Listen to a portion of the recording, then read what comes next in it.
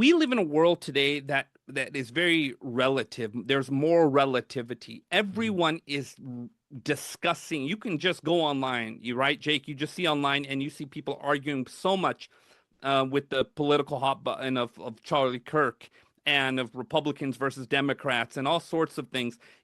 What a celebrity says, there is constantly a war of ideas and values and ethics. And I think what's more important than what you believe about, what this celebrity or what this politician did or did not do is what are your own particular set of morals and values, right? And are those things simply just cultural constraints? Are there just cultural dynamics? Or do you believe in something that is universal and transcendent? And I'm getting right back to this idea because I grew up in the Indian culture and there were particular sets of values. For example, I know of people who, have very sketchy business deals. But what they also do, sketchy business practices, but what they also do, I've seen them, they have a little altar, a little shrine in their closet where shortly after ripping somebody off, they'll go into that shrine and do that worship of that particular god. And so you see this dissonance between, what they believe as part of the divine and what they practice in real life. What they believe. Exactly. And so you just see this delineation. But what scripture is teaching is, hey, look, who you are in the private is just as important as who you are in the public and vice versa. And this is why discussions about objective moral truths are so important, because at the end of the day, who are we really? Carl Jung was asked, he said, put it this way, he said, when the world asks you who you are, you need to have an answer. Otherwise, it will tell you who you are. That's right.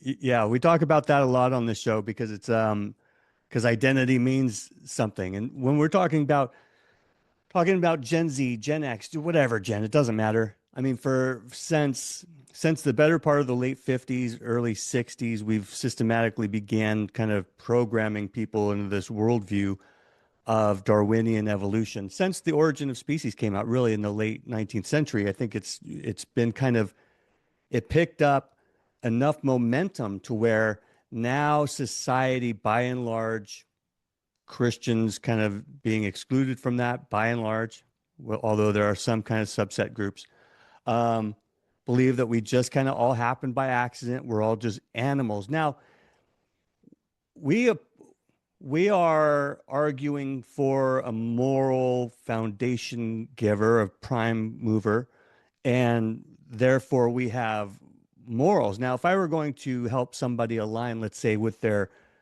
Darwinian worldview, I might say, why would we at all? Well, I talk to atheists all the time. And one of the things that I mention is when they talk about murder, Nazism, or killing a bunch of Jews, you go, why is that wrong? But I mean, why is that legitimately wrong from, let's say, a Darwinian standpoint? Right. Because it's really not. Right. Right. According to Darwin, we should be able to smoke whoever we want, whenever we want to smoke them. And just accept the fact that they are weaker than us and we made it out alive. Right, Jake, you think about Darwinian evolution and the fundamental principles that make up, even obviously modern day evolutionary theories, which is this idea of naturalism or survival of the fittest. Mm-hmm. You take what you want, you get what you want, you do what you want to survive and to be on top. Yeah. And scripture teaches that principle is selfishness. For sure. And that's complete antithetical to the kingdom of Christ. Yeah.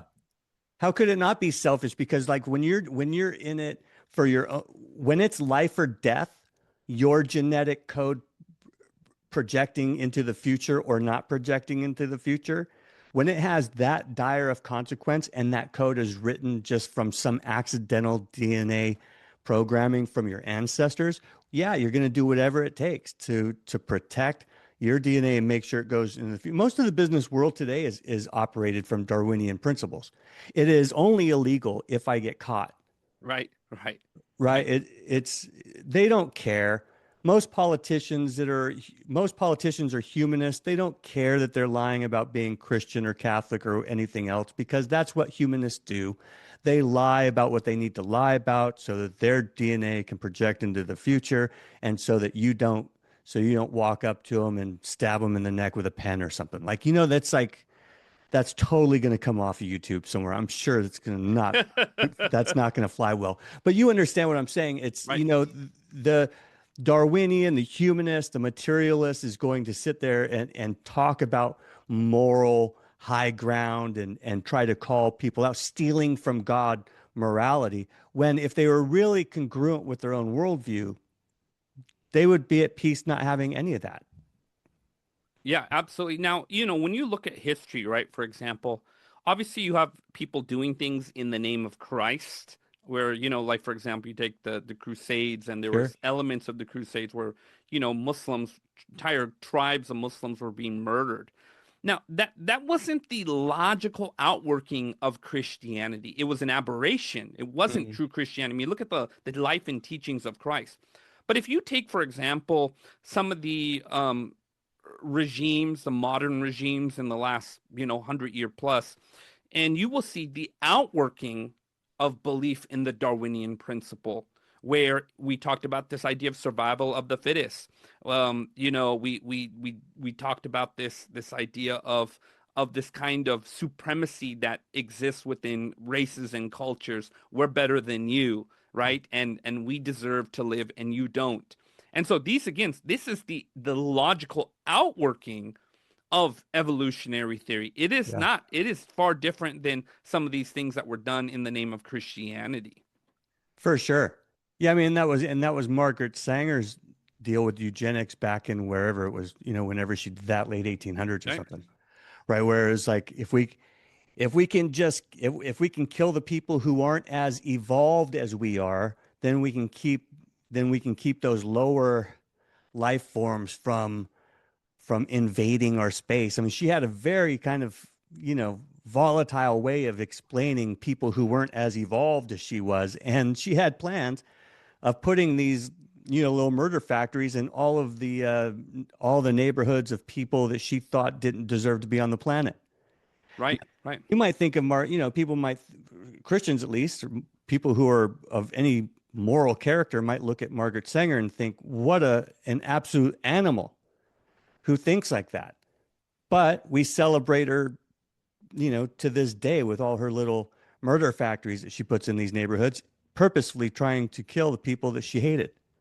Yeah, it's terrifying just thinking about some of the things that are done in the name of helping people, or in the name of healthcare. When by the way, I have a master's in public health, and I'll tell you this, the one thing I have seen in the public health work Mhm. and in the sphere of public health is we have seen that when politics gets involved in public health and the healthcare business, it's always a bad combination. It is always bad news.